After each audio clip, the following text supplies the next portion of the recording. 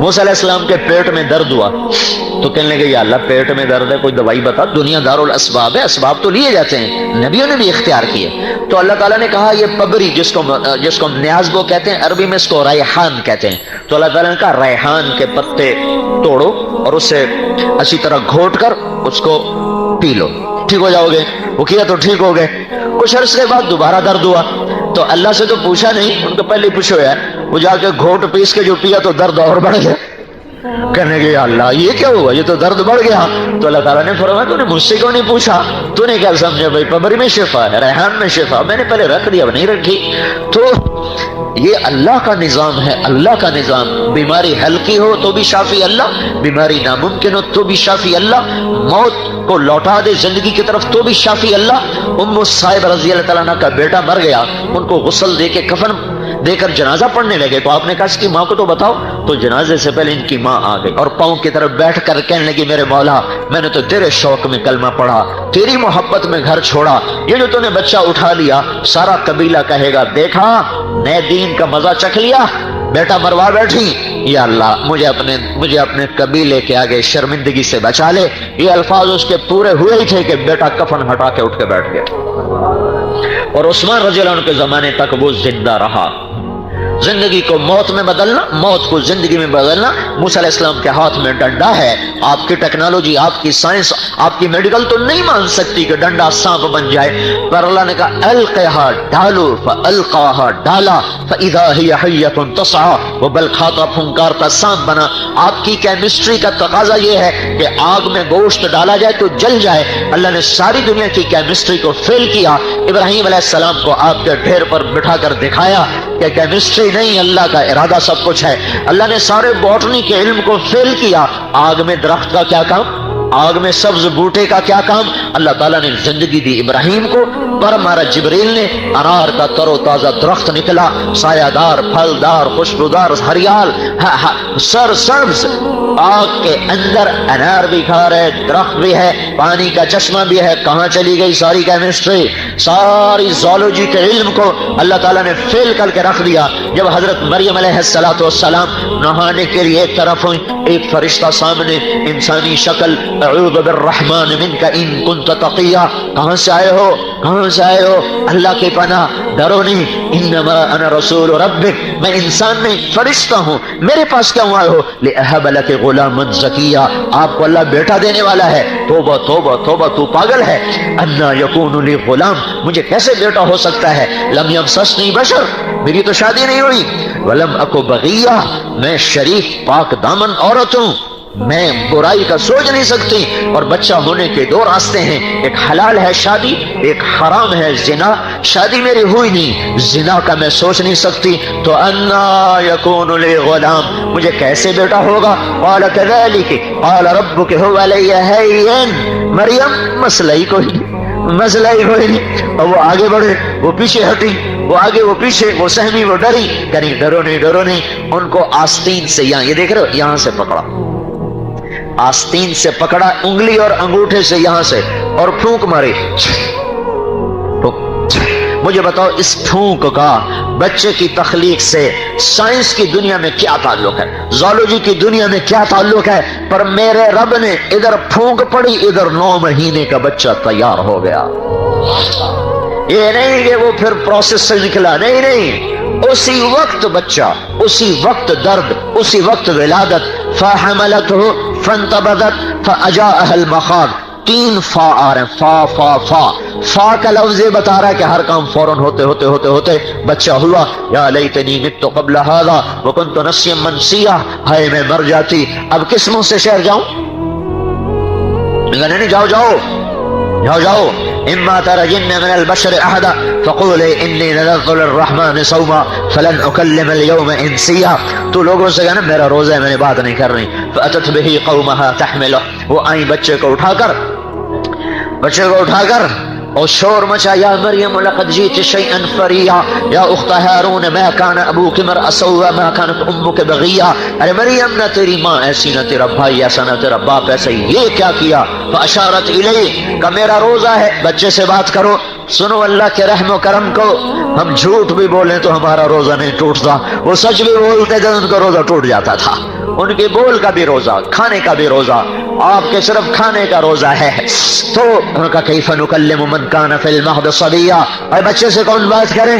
क़ाल इन्नी अब्दुल्लाह आतानी अल किताब वजअलनी नबिय्या वजअलनी मुबारकन ऐनमा कुन्तु वअवसानी बिस्सलाति वज़्ज़काति मा दुम्तु हय्या वबर्रन बिवालिदती वलम यजअलनी जब्बारन शक़िय्या वस्सलामु अलैया यौम वुलिदतु वयौम अमूतु वयौम उबअस हय्या ज़ालिका ईसा इब्न मरियम क़ौल अल हक़्क़ अल्लज़ी फ़ीहि यमतरून।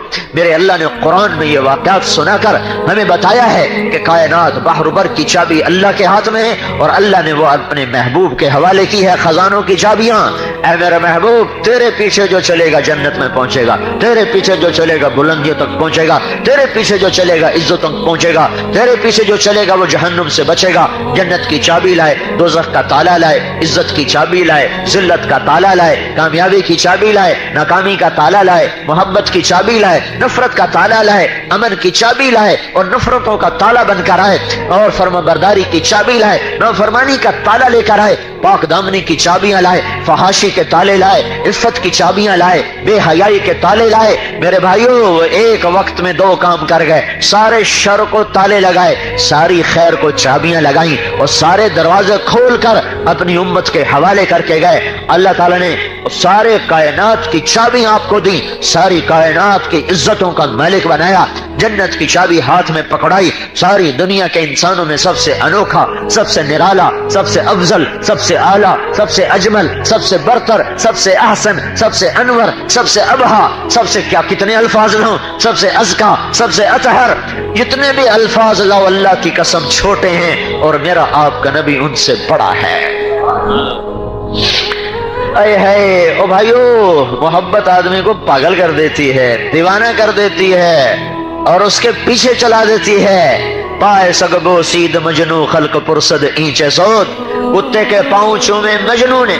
लोगों ने कहा दीवाने कुत्ता, और उसके भी पांव, तुझे क्या हो गया? नापाक के पांव चूमता, तुझे क्या हो गया? उन्हें कहीं सगे दरकूवे लैला गाहे गाहे रफ्ता बोध, ये कुत्ता कभी कभी लैला की गली से गुजरता है, मुझे ख्याल आता है कभी तो उसका पांव लैला के पांव पे पड़ा ही होगा, मैं इसलिए चूमता हूँ। हाँ हाँ हाँ हाँ, उसने अपनी मोहब्बत का गलत इस्तेमाल कर लिया। मैं यूं कह रहा हूं, अपनी मोहब्बत को अल्लाह रसूल पे लगा दो। और मुझे आपकी बिरादरी एक डॉक्टर खातून का फोन आया, मैंने जिंदगी में ऐसी बात किसी बड़े से बड़े वली अल्लाह से भी नहीं सुनी, अल्लाह की कसम। फैसलाबाद की हैं, डॉक्टर हैं, माँ बाप भी, खाविन भी डॉक्टर है, खुद भी डॉक्टर हैं। तो मेरे हमारे अहलिया वगैरह उन्हीं से इलाज वगैरह के सिलसिले में राब्ता रखती हैं। तो मुझसे कहने लगी, मौलवी साहब जैसे जैसे मेरी जिंदगी बढ़ रही है, मेरी खुशी बढ़ रही है कि अल्लाह की मुलाकात का वक्त करीब आ रहा। वो मेरी तो खोपड़ी घूम गई।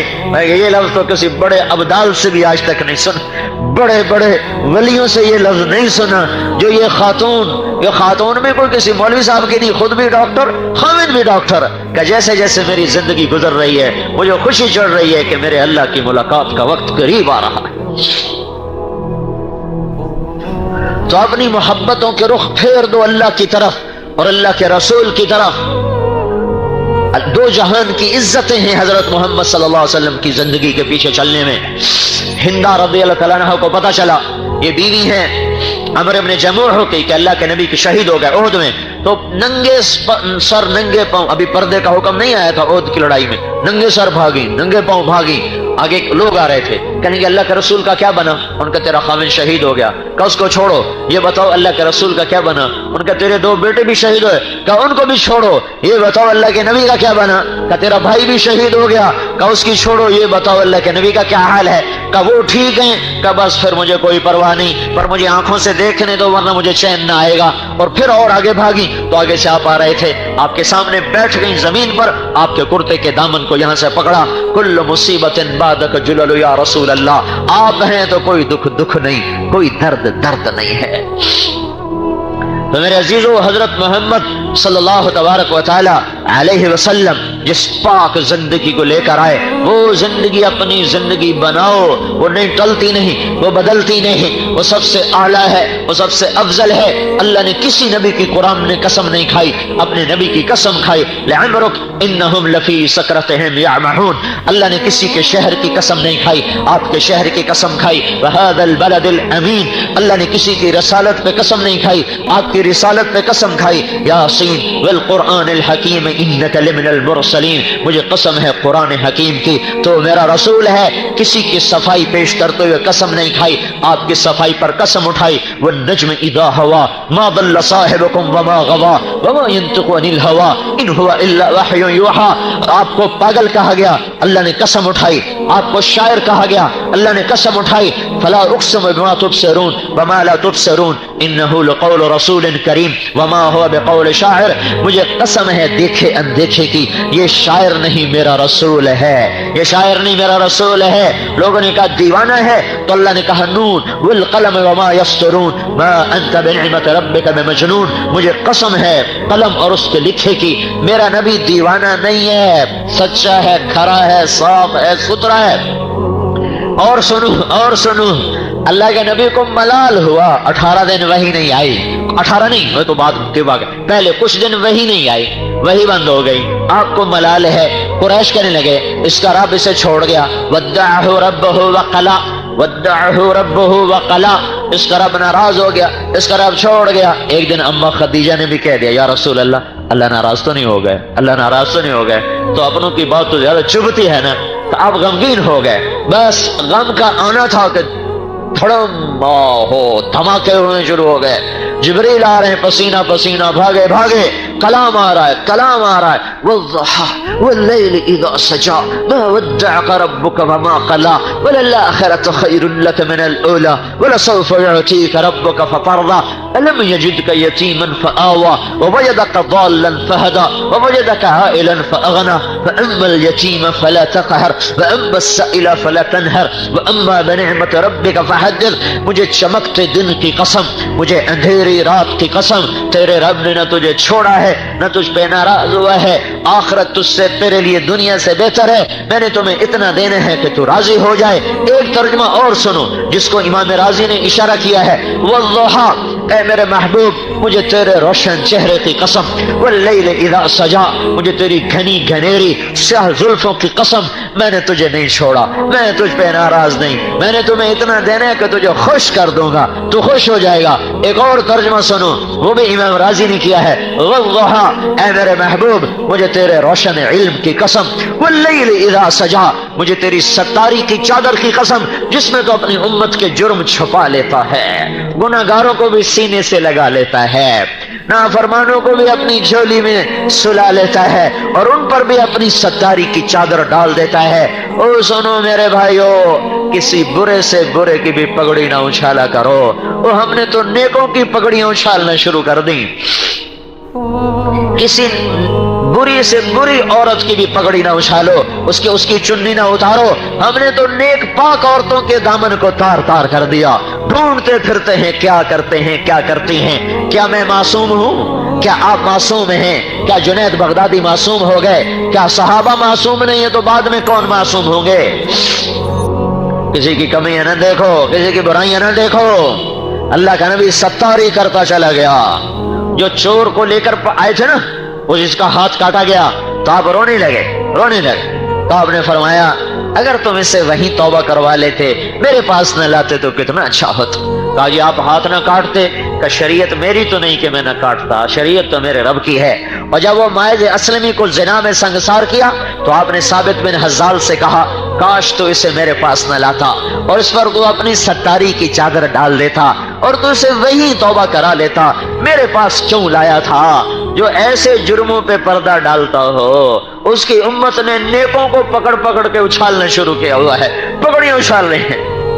یہ اخبار والے کیا کر رہے ہیں؟ اخبار والوں کو چھوڑو، ہم کیا کر رہے ہیں؟ ہم کیا کر رہے ہیں؟ ہماری زبانیں کیا کر رہی ہیں؟ تو میرے عزیزو، میں آپ کو ہاتھ جوڑ کے کہتا ہوں، دھن رے دھنیے اپنی دھن، پرائی دھنی کا پاپ نہ پن، تیری روئی میں چار بنولے سب سے پہلے ان کو چن، اپنی کمیاں دیکھو، اوروں کی اچھائیاں دیکھو، عزت پاؤ گے۔ اللہ کی قسم، جو اوروں کی کمیاں دیکھتا ہے فوراً اللہ کی نظر سے گر جاتا ہے۔ شرابی جواری گرتے گرتے گرتا ہے، اور یہ نیک آدمی اوروں کی کمیاں دیکھ کر نفرت کے جذبے پرورش کرنے والا اپنے دل میں فوراً گرتا ہے، فوراً گرتا ہے۔ تو اللہ تعریف کر رہا، والضحى واللیل اذا سجى ما ودعك ربك وما قلى وللآخرة خير لك من الأولى ولسوف يعطيك ربك فترضى۔ تجھے اتنا دینا ہے کہ تو راضی ہو جائے گا، راضی۔ یہ جو آیت ہے نا، یہ آپ کی شان میں پورے قرآن میں سب سے بلند ہے۔ اللہ ساری دنیا سے کہتا ہے مجھے راضی کرو، خود کہتا ہے میں نے تجھے راضی کرنا ہے۔ ہائے ہائے، خالق مخلوق کو راضی کرے ہیں، معبود اپنے عبد کو راضی کرے۔ فَتَرْضَى، ایسا دوں گا کہ تجھے خود بھی وہم و گمان نہیں۔ یہ لفظ فا ہے نا، فا، یہ اللہ کے لا محدود خزانوں کی طرف اشارہ کر رہا ہے کہ اللہ اپنے نبی کو اتنا دینے والا ہے، اتنا دینے والا ہے کہ نہ خود ہمارے نبی کو پتا ہے، نہ اوروں کو پتا ہے، صرف اللہ کو پتا ہے کہ میں نے اس کو کتنا دینا ہے۔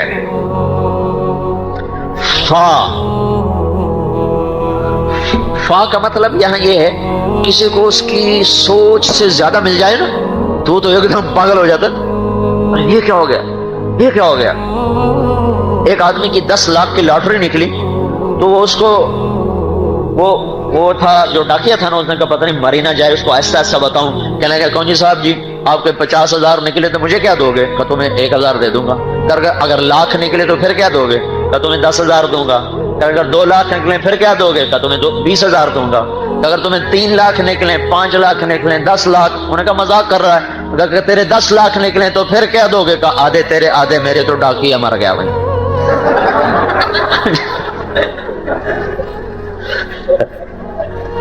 ڈاکیا دڑل ہو گیا۔ فا کا یہ مطلب ہے، یہ فا کا مطلب ہے کہ وہ ملنے والا ہے کہ وہم و گمان نہیں ہے۔ یہ تو ایسا لطیفہ ہے، ایک واقعہ چشمدید سناتا ہوں فا کا مطلب سمجھنے کے لیے۔ ہماری 1984 میں دبئی کا یہ زائد بن سلطان جو مرحوم فوت ہو گئے، ان کا داماد آیا چلہ لگانے، تو میری اس کی تشکیل کٹھی ہوئی۔ تو ہم وہابت خان مسجد سے ایک گاؤں میں جا رہے تھے، تو ہم گاڑی میں بیٹھے تھے تو فقیر آ گیا پٹھان، خدائے دا پارا خدائے دا پارا کرتے کرتے نا گاڑی کے ساتھ لگ کے کھڑا ہو گیا، خدائے دا پارا خدائے دا پارا۔ اس کا مطلب تھا کوئی چلو 4 آنے دیتے ہیں، یہ گاڑی میں روپیہ دے دیں گے۔ تو اس نے جیب سے میں ہاتھ ڈالا تو 100 روپے کے نوٹ، اس نے 1 لوڈ نکال کے اس کو دیا۔ تو وہ ایسے یہ کاغذ ہے خدائے دا پارا خدائے دا پارا، تو اس کے ہاتھ میں آیا خدائے دا پارا خدائے، اس نے دیکھا نا 100، کہتا خا خا خا، اور جو بھاگا پیچھے مڑ کے نہیں دیکھا اس نے۔ اور میں نے کہا تمہیں پتہ یہ کیوں بھاگا ہے؟ میں نے کہا اس لیے بھاگا ہے کہ وہ یہ سمجھا کہ غلطی سے 100 روپے دے دے، کہیں واپس نہ لے لے، اس لیے بھاگا جا۔ میں نے کہا میں مہربانی کر ہمارے غریبوں کو خراب نہ کر، ہم تو چوانی دے کر ٹرکا دو، تو 100 دے گا تو ہمارا بیڑا گھر کا ہے، تو مہربانی کر جہاں دینا ہو مجھ سے پوچھا کر۔ یہ ہے فا کا مطلب۔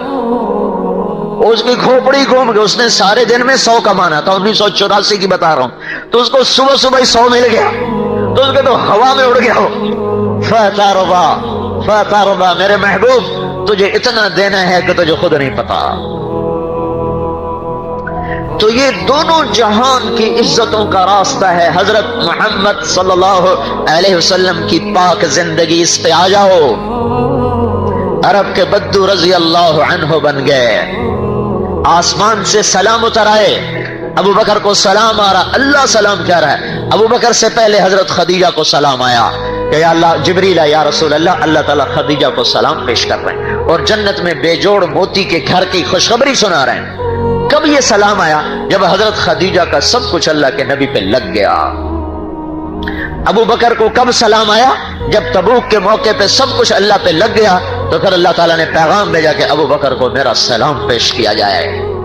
یہ وہ لوگ ہیں جو کل تک پتھروں کے پجاری تھے۔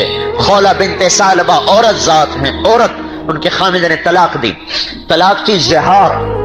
کوئی آدمی یوں کہے آج بھی تو میرے لیے بیوی کو میری ماں کی پشت کی طرح ہے، تو عورت اس پہ حرام ہو جائے گی، یا تو پھر غلام آزاد کرے، یا وہ 60 مسکینوں کو کھانا کھلائے، یا 60 روزے رکھے، پھر عورت حلال ہوگی۔ لیکن جب وہ انہوں نے یہ کہا، اس وقت عرب میں دستور یہ تھا کہ وہ عورت اس پہ ایسی حرام ہوتی تھی کہ دوسرے نکاح سے طلاق ہو کر بھی نکاح نہیں ہو سکتا تھا. 3 طلاق سے بھی سخت بات تھی. جب انہوں نے طلاق دی، اوس بن صامت ان کے خامد ہیں، تو اٹھ کے آئی حضور کے پاس. اس حضرت عائشہ کنگھی کر رہی تھی آپ کو، کہنے لگے یا رسول اللہ میرے خامد اوس نے مجھے طلاق دے دی ہے، تو اس میں آپ کا کیا فیصلہ ہے؟ طلاق زہار دی ہے. تو آپ نے کہا حرمتی علیہ خولا، تو اس پہ حرام ہو گئی. کہ یا رسول اللہ آپ نظر ثانی فرمائیں، انہو ابو ولدی واحب الناس الیہ، میرے بچوں کا باپ بھی ہے، مجھے بڑا محبوب بھی ہے. زندگی ساری گزر گئی ہے تو غصے میں کہہ دیا، آپ نظر ثانی فرمائیں. آپ نے کہا حرمتی علیہ خولا، تو اس پہ حرام ہو گئی. انہوں نے کہا یا رسول اللہ افنا مالی افنا شبابی وَأَكَلَ مَالِي وَتَفَرَّقَ أَهْلِي وَنَفَرْتُ لَهُ بَطْنِي. یا رسول اللہ میں بوڑھی ہو گئی، بچے جنتے جنتے میرا پیٹ پھٹ گیا، ماں باپ میرے مر گئے، پیسہ میرا ختم، اس بڑھاپے میں مجھے اور کون شادی کرے گا؟ ماں باپ نہیں کہ جن کے گھر بیٹھ جاؤں، تو میں کس کے سہارے بیٹھوں؟ تو آپ نے دیکھا وہ تو مانتی نہیں ہے، تو آپ چپ ہو گئے اور اپنا سر جھکا لیا. ہم عائشہ کنگھی کر رہی ہیں. جب انہوں نے دیکھا کہ اللہ کے نبی نہیں توجہ کر رہے، کہیں گے اچھا میں آپ کے رب سے بات کرتی ہوں. آپ نہیں سنتے، میں آپ کے رب سے بات کرتی. انہوں نے وہی آسمان کی طرف نظر اٹھائی، ہاتھ اٹھائے، اللہم ان لی منہ صبیۃ صغار، میرے مولا میرے چھوٹے چھوٹے بچے ہیں، ان ضممتہم الی فجاعوا وان ضممتہم الیہ فضاعوا، میرے مولا میں اپنے پاس رکھوں تو بھوکے روٹی کہاں سے کھلاؤں، اور خامد کے پاس رکھوں جس سے طلاق ہو گئی تو وہ بوڑھا، تو ان کی تربیت کون کرے گا؟ میرے رب اپنے نبی کی زبان پر میرے حق میں فیصلہ اتارا. اور دیکھ رہے ہو اللہ کو پابند کر رہی ہے، فیصلہ میرے خلاف نہ کرنا، میرے حق میں فیصلہ کرنا، جو کرنا ہے میرے حق میں کرنا ہے یا اللہ. اور یہ کہہ کر رونا شروع کیا. حضرت عائشہ رضی اللہ عنہا نے دیکھا کہ آپ پہ وحی آ رہی ہے، چہرہ بدل جاتا تھا، تو انہوں نے خولا کو کہا خولا چپ چپ چپ چپ، وہی آ رہی. تو خولا نے اور رونا شروع کر دیا کہ پتہ نہیں وہی میرے حق میں آ رہی کہ میرے خلاف آ رہی ہے، اور زیادہ رونا شروع کر دیا. جب آپ وہی ختم ہوئی تو آپ نے آنکھیں کھولیں، کہا خولا تجھے بشارت ہو، اللہ نے تیرے حق میں فیصلہ اتار دیا. اور یہ فیصلہ تاریخ میں محفوظ نہیں کیا گیا، حدیث میں محفوظ نہیں کیا گیا، یہ قرآن کا حصہ بنایا گیا. 28ویں پارے کو شروع کروایا گیا. قد سمع اللہ قول التي تجادلك في زوجها وتشتكي الى الله والله يسمع تحاوركما ان اللہ سمیع بصیر. بڑا خوبصورت مکالمہ ہے. اللہ کہہ رہے ہیں میں سن رہا تھا، اللہ نے سن لیا، سمع تو نہیں کہا، سمع اللہ، اللہ نے سن لیا. قول التي تجادلك في زوجها، لمبا تعارف اس کی شان کو بڑھانے کے لیے، جیسے ہم کہتے ہیں ڈاکٹر پی ایچ ڈی پتہ نہیں آگے پیچھے لگا کر، تو یہ کسی کی عزت کو بڑھانے کے لیے لقب بڑھائے جاتے ہیں. تو اللہ نے خولا کی عزت کو بڑھانے کے لیے قول التي تجادلك في زوجها وتشتكي الى اللہ 5 لفظ اس کے لیے اتارے. کہ میں نے سنا خولا کی بات، وہ آپ سے اقرار کروا رہی تھی، آپ انکار کر رہے تھے، پھر آپ نے سنا نہیں، اس نے مجھے سنایا تو میں نے سن لیا، میں نے اس طلاق کو ختم کر دیا. یہ 3 جرمانے ہیں: طلاق ختم، بیوی حلال، غلام آزاد کرے، نہیں تو 60 مسکینوں کو روٹی کھلائے یا 60 روزے رکھے، بیوی حلال. تو میرے بھائیو، حضرت محمد صلی اللہ علیہ وسلم نے بت پرستوں کو یہاں تک پہنچایا کہ ان کے لیے قرآن اترنے لگ گئے، ان کے لیے اللہ تعالیٰ کی طرف سے غیبی نظام چلنے لگ گئے. کوئی سیف اللہ نہیں آیا، اسی امت اسی نبی کے غلاموں میں سیف اللہ بنے، اور کوئی کسی عورت کا نکاح آسمانوں پہ نہیں پڑا گیا. اسی امت میں حضرت زینب کا نکاح اللہ نے آسمانوں پر پڑھا ہے. اور نکاح ایجاب قبول گواہ، اس کے بغیر نکاح ہو سکتا ہے؟ 2 گواہ ہوں، ایجاب ہو قبول ہو، اس کے بعد جا کر نکاح ہوتا ہے. یہ کیسا نکاح ہو رہا ہے آسمانوں سے؟ نہ گواہ، نہ ایجاب، نہ قبول، نہ مہر، اور اوپر سے خبر آ رہی ہے ایجاب و قبول. ہمارے دوست ہے میر خان، اس کے نوکر کا نکاح ہونے لگا، تو مول صاحب پوچھا ہاں بھائی فلانے نے دی تیرے نکاح دے دیتے ہیں قبول کی تھی؟ اسے کہ سائیں جی میں سارے دی صلاح ہوئے. اسے کہ سارے دی صلاح نہیں، تیری کی صلاح ہے. سائیں جی میں سارے دی صلاح ہوئے، تیرا بیڑا ترے، سارے دی صلاح نہیں، تیری صلاح کی ہے. ایجاب و قبول کے بغیر تو کام نہیں بنتا. تو یہاں نہ ایجاب، نہ قبول، نہ گواہ، نہ مہر. فلما قضى زید منها وطرا زوجناکها، جب زید کی طلاق کی عدت پوری ہوگی اے میرے محبوب میں نے تیرا نکاح زینب سے کر دیا. اسی نبی کی غلامی سے ملا ہے. جنت میں آواز آ رہی ہے کہاں پاؤں کے چلنے کی. آپ نے کہا بلال کیا بات ہے, جب بھی جنت میں جاتا ہوں تیرے چلنے کی آواز آگے آگے سنائی دیتی ہے.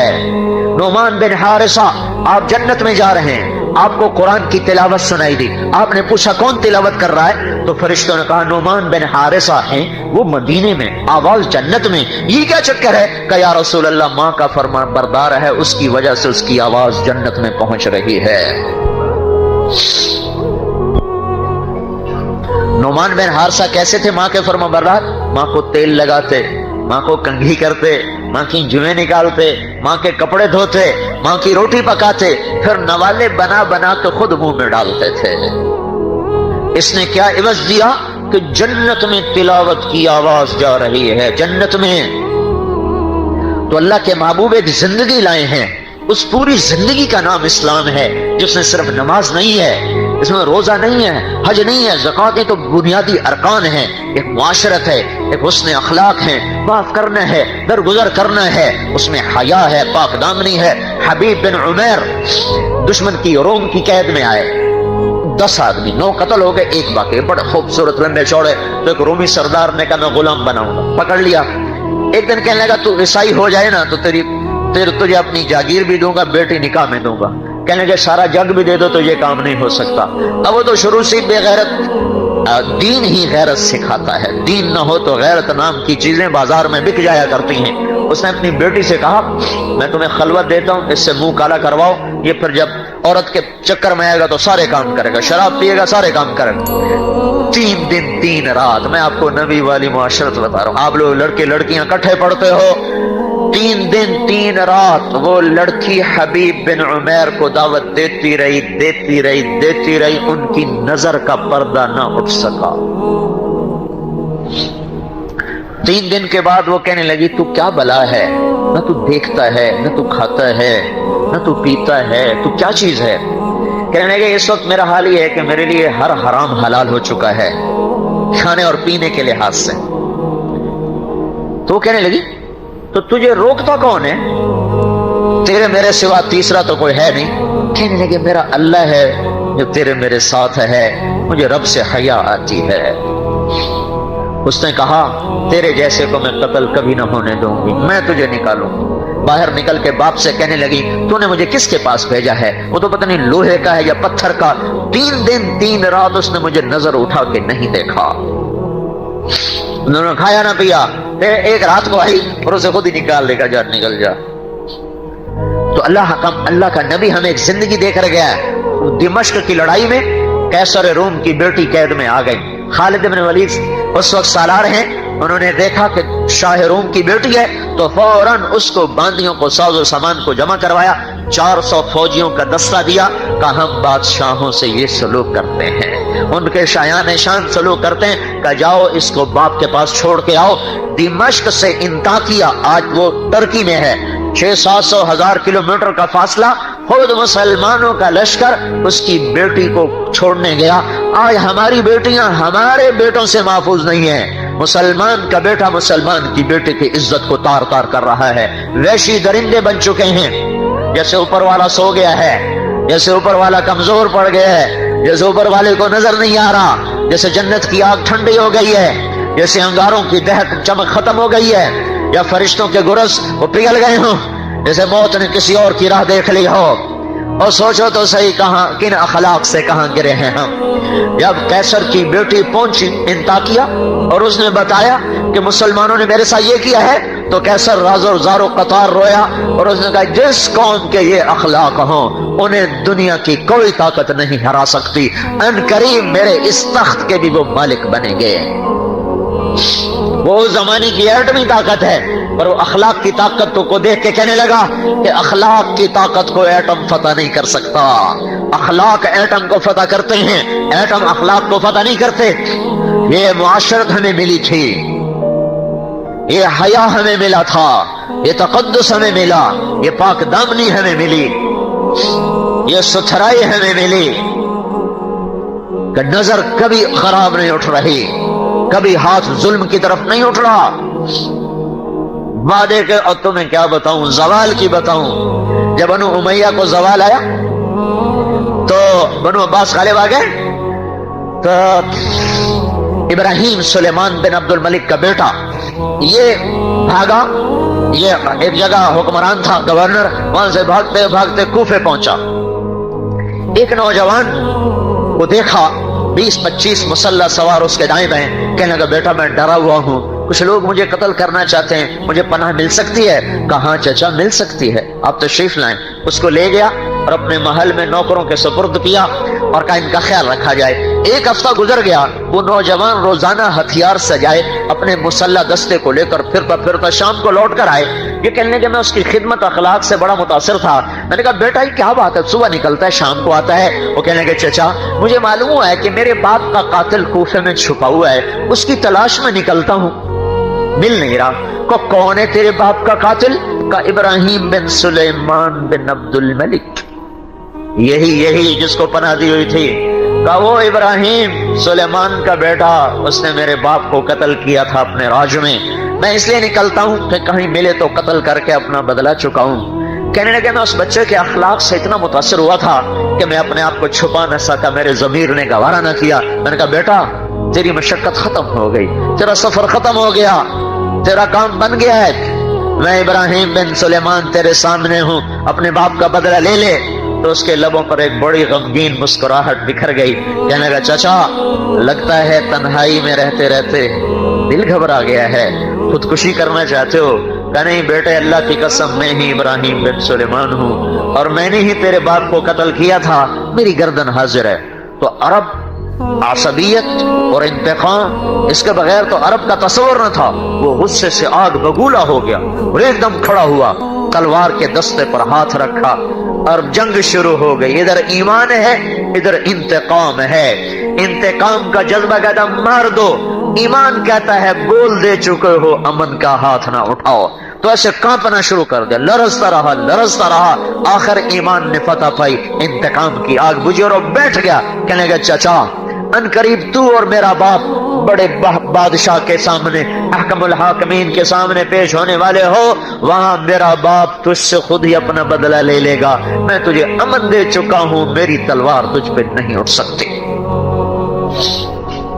तुम देखते नहीं हो छोटी छोटी बातों पे कैसे कत्ल हो रहे हैं, और किस तरह आग भड़की हुई है। अंदलुस के काजी, जब कभी हम जिंदा थे वो कहानियां सुना रहा हूं। अंदलुस के काजी, उनके दरवाजे पे दस्तक हुई, एक ईसाई नौजवान, हुजूर मुझे पनाह चाहिए, मेरे पीछे लोग हैं। कहा बेटा आ जाओ। एक कमरे में उनको बिठा दिया। थोड़ी देर बाद दस्तक हुई, दरवाजा खुला तो जवान बेटे की लाश उठाए हुए लोग अंदर आ रहे हैं। ये क्या? इकलौता बेटा था। कहा ये आपके बेटे को कत्ल कर दिया गया। किसने? क्या एक ईसाई नौजवान ने किया है, वो यहीं कहीं छुप गया है, हम उसके पीछे दौड़े हैं, कहीं इन्हीं गलियों में छुप गया है, हम उसकी तलाश कर रहे हैं। कहा हाँ तलाश करो और इसकी तजहीज और तकफीन का इंतजाम करो। जब तजहीज तकफीन हो गई और दफन भी हो गया, उसके बाद आधी रात बीत गई तो उन्होंने दरवाजे पे दस्तक दी। उस बच्चे ने दरवाजा खोला। कहा बेटा तुझे पता भी है तूने किस घर में पनाह ली? कहा जी नहीं। कहा जिस घर का चराग गुल किया है उसी में पनाह लेने आए हो। तूने मेरे बेटे को कत्ल किया है, लेकिन मैं मुसलमान हूं, तुझे अमन दे चुका हूं। ये रोटी का तोशादान है, ये थैले में पैसे हैं, यहां से भाग जा, बाहर कहीं पकड़ गया तो मैं जिम्मेदार नहीं, मेरी तरफ से तुझे अमन है। ये एक जिंदगी थी जो उम्मत को मिली थी। अय है भूल जो गए, मुद्दत हुई सयाद ने छोड़ा भी तो क्या, ताबे परवाज नहीं, राह चमन याद नहीं।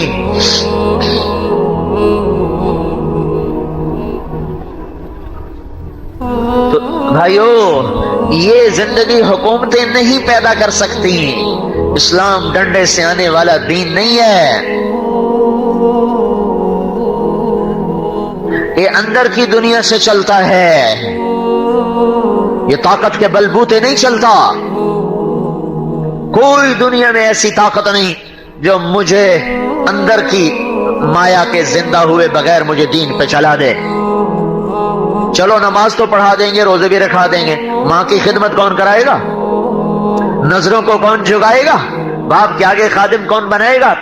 جب تک دین نہ ہوگا کون ماؤں کی خدمت کرتا ہے؟ کون اپنے باپ کے پاؤں دھوتا ہے؟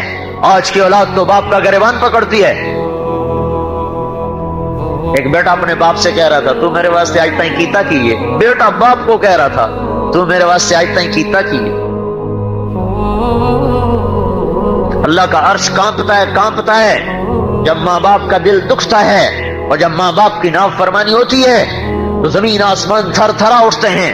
دیکھتے نہیں ہو؟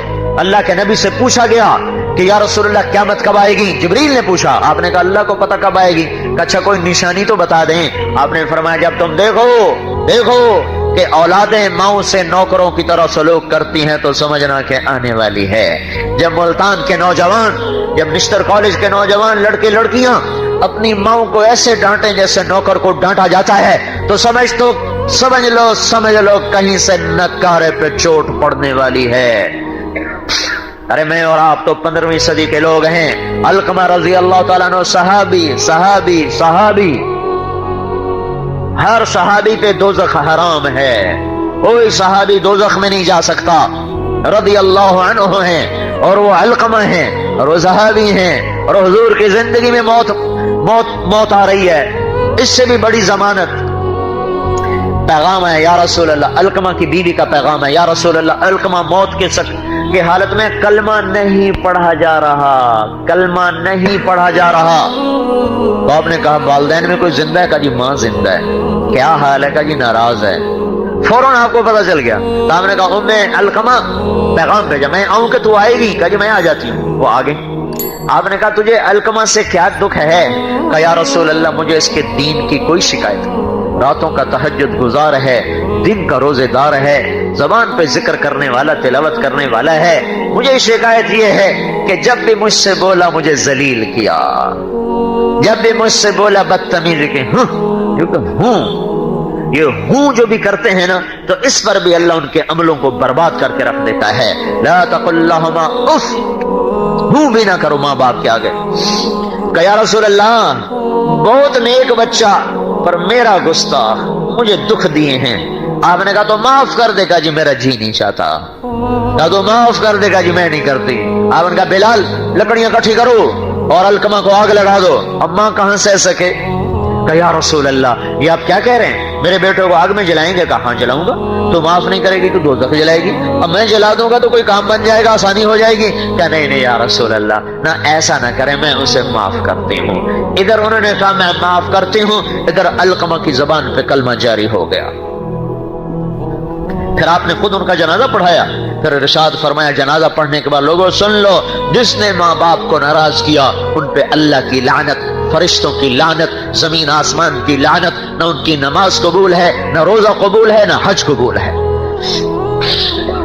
یہ مقام تمہیں میڈیکل کالج نہیں بتائے گا، یہ مقام رسول اللہ کا علم بتائے گا، یہ مقام تو انجینئرنگ یونیورسٹی نہیں بتائے گی، زکریا یونیورسٹی نہیں بتائے گی، یہ مقام محبوب مصطفیٰ صلی اللہ علیہ وسلم کا علم بتائے گا۔ تو میرے عزیزوں ایک پوری زندگی تھی جسے ہم گنوا بیٹھے ہیں، پوری زندگی تھی جو ہاتھوں سے نکل گئی۔ عہد و پیمان، صدق و وفا، دیانت، پاک دامنی، پاک بازی، قصے ہی رہ گئے، کہانیاں ہی رہ گئیں۔ تو حضرت محمد صلی اللہ تعالی علیہ وسلم ایک پوری زندگی کو لے کر آئے ہیں۔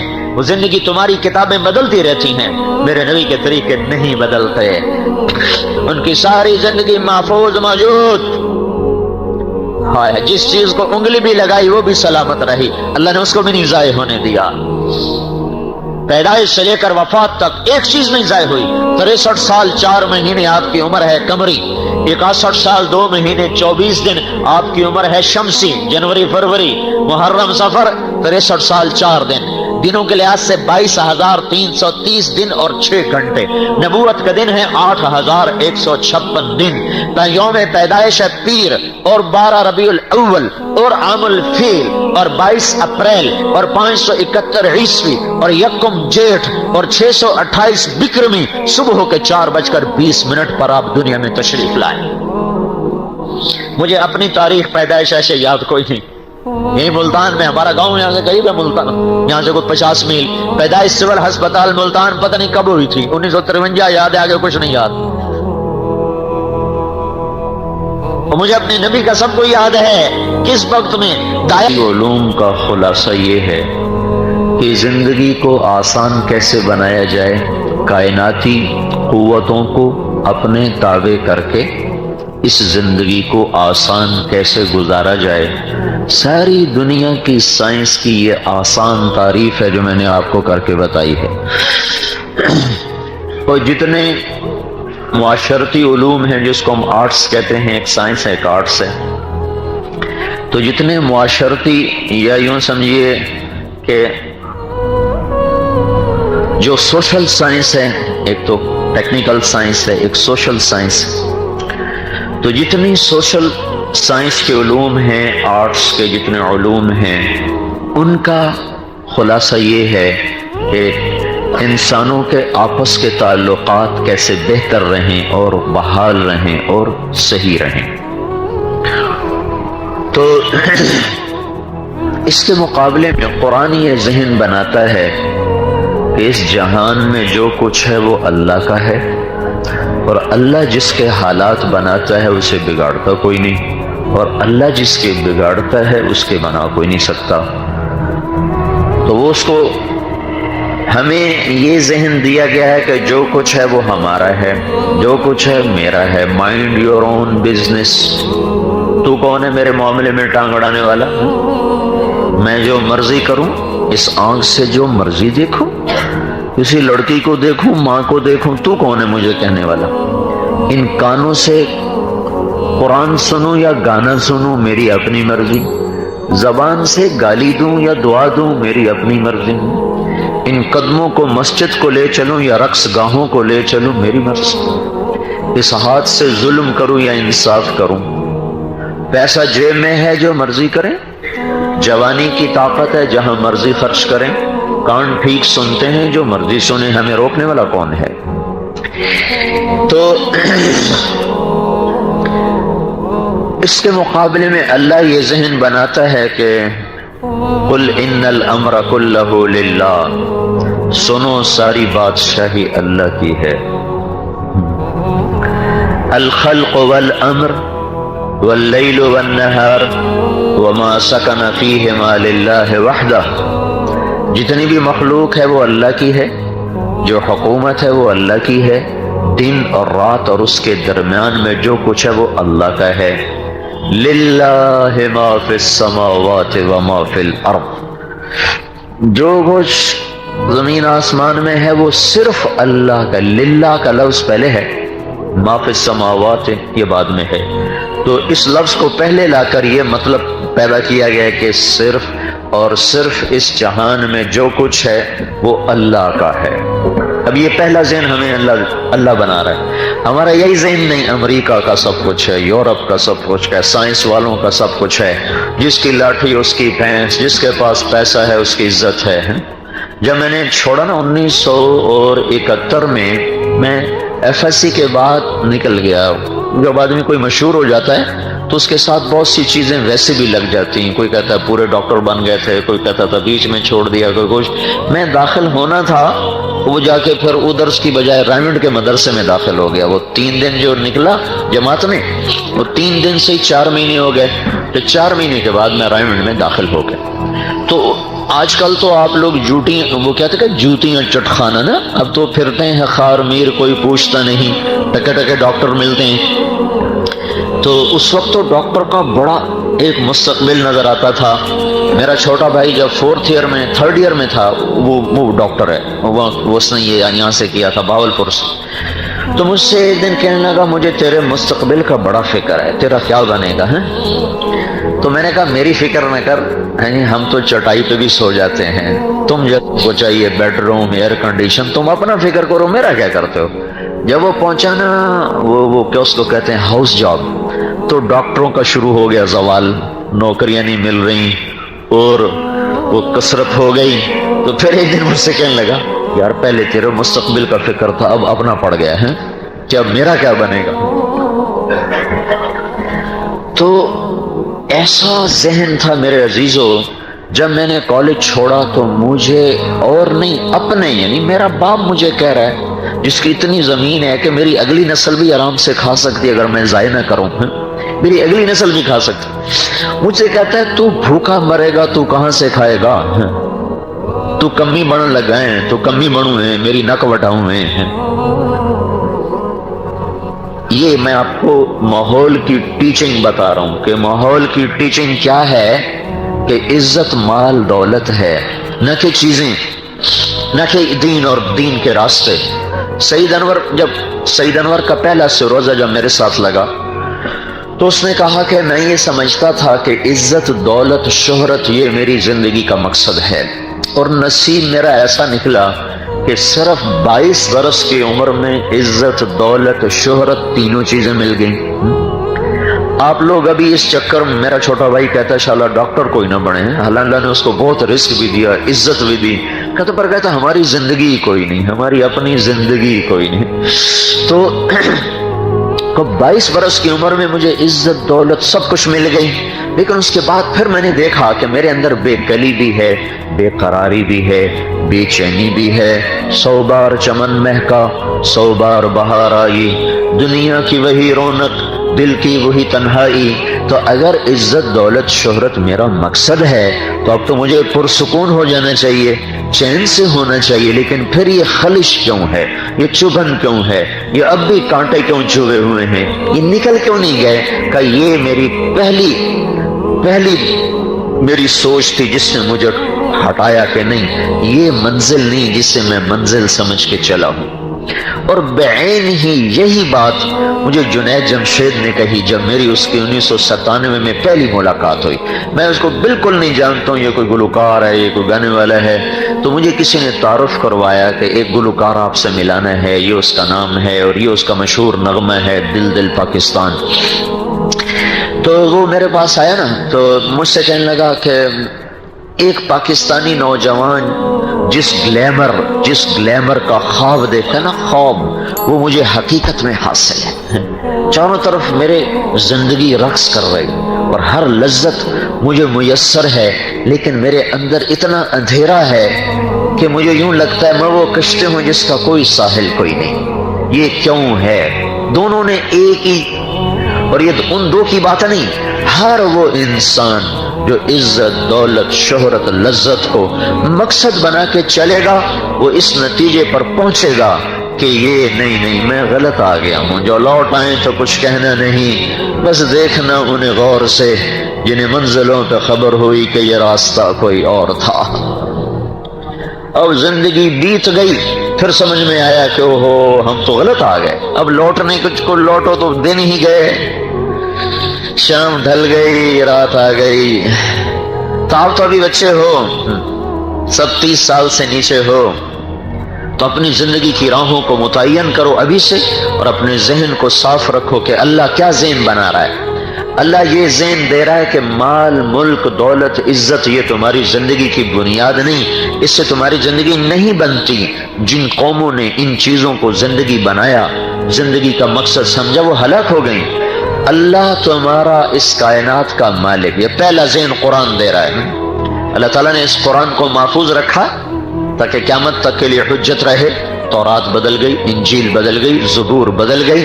قرآن میں ایک فرق ہے، تورات زبور انجیل کتاب اللہ ہے، کلام اللہ نہیں، اور قرآن کتاب اللہ بھی ہے، کلام اللہ بھی ہے. اس لیے وہ چونکہ کتاب اللہ تھی کلام اللہ نہ تھی تو ان کو لوگوں نے بدل دیا، وہ زبانیں مٹ گئیں. یہ کلام اللہ ہے، کتاب اللہ ہے، کلام اللہ ہے، اور اللہ کا کلام ابدی چیز ہے، اسے کوئی مٹا نہیں سکتا. ازلی ہے، اسے کوئی مٹا نہیں سکتا. سارے دہری دجال اسے مٹانا چاہیں نہیں مٹا سکتے. 1935 میں جرمنی کی گردن کافی بلند ہو چکی تھی اور وہ بہت طاقتور ہو چکا تھا، جبھی تو اس نے جنگ عظیم چھڑی، تو وہاں کے پادریوں نے اکٹھا کیا انجیل کو، ایک نسخہ دوسرے سے نہیں ملتا، ایک دوسرے سے نہیں ملتا، وہ حیران ہو گئے، کہنے کہ قرآن اکٹھا کرو، اس کا بھی یہی چکر ہوگا۔ تو 1935 میں جبکہ چھاپا خانے ہیں ہی نہیں، برائے نام 40,000 قرآن اکٹھے کیے گئے، افریقہ سے لے کر یورپ، ایشیا، جہاں جہاں مسلمان تھے 40,000 قرآن اکٹھے کیے گئے، اکثر کلمی نسخے، انہوں نے سارے قرآنوں کو ملایا، کسی ایک جگہ فرق نہ پایا، زیر زبر کا بھی فرق نہیں۔ تنزیل ممن خلق الارض والسماوات العلا، یہ اترا ہوا ہے، اتارا ہوا ہے اس رب کا جس نے بلند آسمان اور زمین کا فرش بچھایا، اس کو کوئی نہیں بدل سکتا۔ انہ لقول فصل وما هو بالہزل، یہ قول فیصل ہے۔ وتمت کلمۃ ربک صدقا وعدلا لا مبدل لکلماتہ وهو السمیع العلیم۔ آپ کی تحقیقات کیسے بدلتی رہتی ہیں؟ ہر 10 سال میں بالکل نئی تھیوریز آ جاتی ہیں، پچھلی غلط، آگے نہیں۔ قرآن کا اللہ تعالیٰ کہہ رہا ہے کہ تمت کلمۃ ربک صدقا وعدلا، یہ کلام کامل، اکمل، طاہر، اطہر ہو کر اترا ہے، مکمل ہو کر اترا ہے، اسے کوئی بھی اب نہ بدل سکتا ہے، نہ یہ بدلے گا۔ تو قرآن کی بنیاد محکم ہے، قرآن کی بات محکم ہے، ناقابل تبدیل ہے۔ تو قرآن کا ذہن ہے قل اللہم مالک الملک، اے لوگو، اے بچوں سنو، بادشاہ اللہ ہے، تؤتی الملک من تشاء، جسے چاہے بادشاہی دے، وتنزع الملک من من تشاء، جس سے چاہے واپس لے لے، وتعز من تشاء، جس کو چاہے عزت دے، وتذل من تشاء، جس کو چاہے ذلیل کرے۔ ما یفتح اللہ للناس من رحمت فلا ممسک لها، اگر اللہ تمہارے لیے رحمت کا در کھول دے تو ایٹمی طاقتوں سے بند نہیں کر سکتی۔ وما یمسک فلا مرسل له من بعد، اگر وہ بند کر دے تو تمہارا ایٹمی طاقت ہونا اس سے کھلوا نہیں سکتا۔ اور اس کو دوسری طرح اللہ تعالیٰ فرما رہا ہے ان یمسسک اللہ بضر فلا کاشف له الا هو، اگر میں تمہیں مصیبت میں ڈال دوں تو میرے سوا کوئی اس مصیبت کو ٹال نہیں سکتا۔ وان یردک بخیر فلا راد لفضلہ، اور اگر میں تمہیں اپنی رحمت سے نوازنا چاہوں تو کائنات ساری مل کر میرے فضل کو تم سے ہٹا نہیں سکتی۔ قل ان الامر كله للہ، کہو حکومت اللہ کی ہے، کب سے ہے؟ للہ الامر من قبل ومن بعد، ایسا شروع ہے کہ جس کی ابتدا کوئی نہیں، اور آخر ایسا آخر ہے کہ جس کی انتہا کوئی نہیں۔ حکومت اللہ کی ہے، ابتدا اور انتہا سے پاک ہے۔ طاقت تقسیم کی ہے، یہ وزیر اعظم کی طاقت، یہ صدر کی طاقت، یہ وزیر اعلیٰ، طاقتیں تقسیم ہے نا دنیا میں۔ اور اللہ تعالیٰ کیا کہہ رہا ہے؟ ان القوت للہ جمیعا، اللہ نے طاقتوں کو تقسیم نہیں کیا، ساری طاقتیں اللہ کے اپنے ہاتھ میں ہیں، اس کے اپنے ہاتھ میں ہیں۔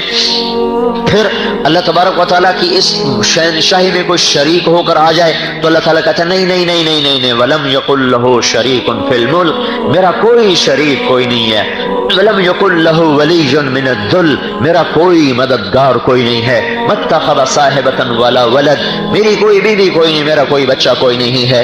تو یہ قرآن کا ذہن میں آپ کو بتا رہا ہوں کہ اللہ پہلے یہ ذہن بناتا ہے کہ یہ مانو سب کچھ اللہ کا ہے۔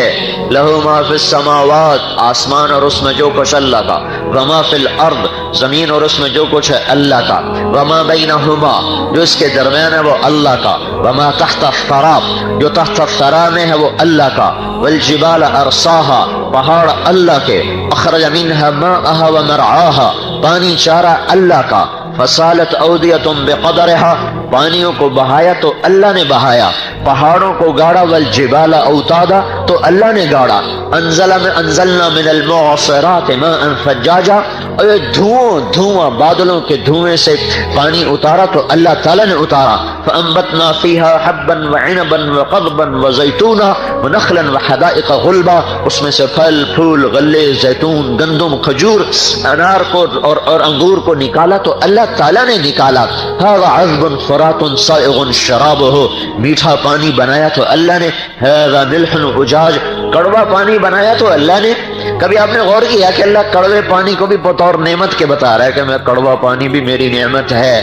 یا اللہ کیسے؟ نہ پینے کے قابل، نہ نہانے کے قابل، نہ کہ ہم جب رائمنڈ میں پڑھتے تھے، مولانا حبیب الرحمان صاحب ہم سے 1 سال آگے تھے، ہم 1 سال پیچھے تھے، میرا پہلا چلہ انکسار رائمنڈ میں جب 3 چلے میں نے لگائے تو اس کے بعد پہلا چلہ جو لگا تو اس میں مولانا حبیب الرحمان صاحب ہمارے ساتھ، میرا شوق تھا کہ میں رائمنڈ کے طلبہ کے ساتھ تشکیل کراؤں، تھوڑے وہاں کے حالات پتہ چلے تھا کہ میں نے بھی داخل ہونا ہے، تو ہماری سال کوٹ تشکیل ہوئی تھی تو اس میں ہمارے ساتھ تھے۔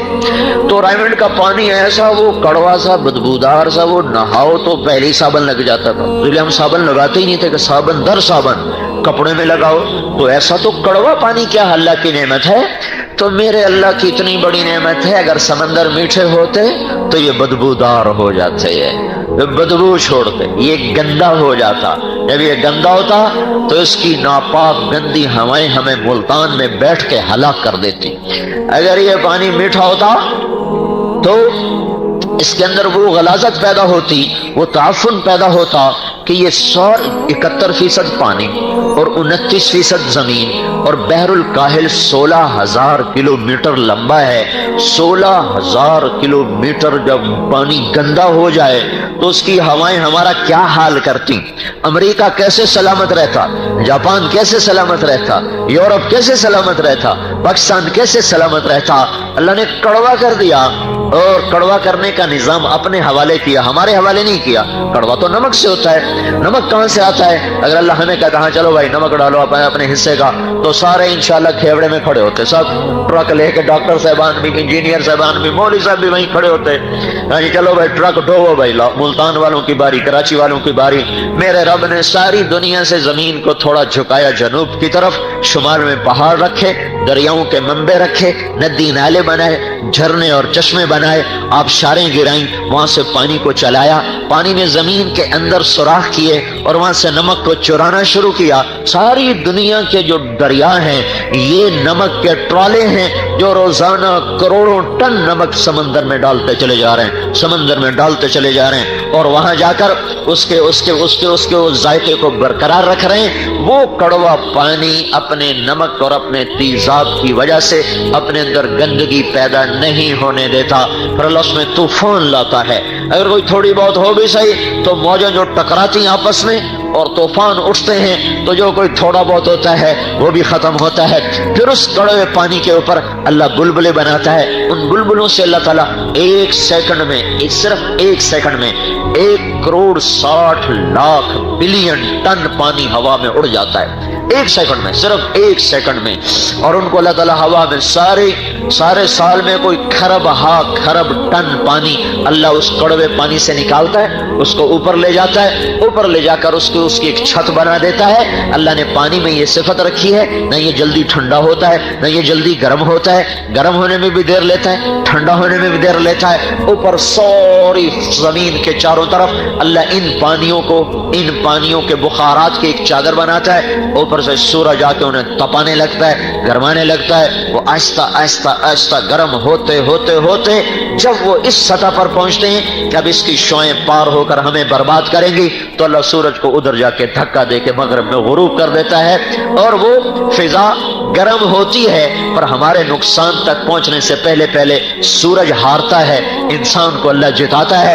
پھر اوپر سے ظالم رات آتی ہے پھن پھیلائے ہوئے، اور وہ اوپر کے بخارات کو ٹھنڈا کرنے لگتی ہے، وہ تو گرم ہو چکے ہیں، اب ان کو ٹھنڈا کرنا ہے، رات کا اندھیرا اسے ٹھنڈا کرتے کرتے جب اس سطح پہ پہنچتا ہے کہ اب اس کی ٹھنڈک پار ہو کے ہمیں برباد کرے گی، تو اللہ مشرق سے پھر سورج کو نکال دیتا ہے۔ یہ میرے رب کا کرم ہے کڑوے پانیوں کی وجہ سے۔